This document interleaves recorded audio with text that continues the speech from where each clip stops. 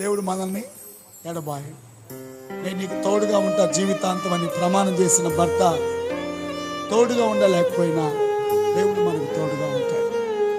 నేను ఎల్లప్పుడూ నీకు తోడుగా ఉంటాను ప్రమాణం చేసిన భార్య ఎప్పుడు తోడుగా లేకపోయినా దేవుడు మనకు తోడుగా ఉంటాడు. కన్నబిడ్డలు ఎప్పుడు తోడుగానే ఉంటారు, మనల్ని అంటి పెట్టుకుని కూర్చుంటారు, మన దగ్గర నుంచి దూరంగా అనుకున్న నీవు వాళ్ళు నిన్ను విడిచిపెట్టి వెళ్ళినా దేవుడు మాత్రం నీకు తోడుగా ఉంటాడు.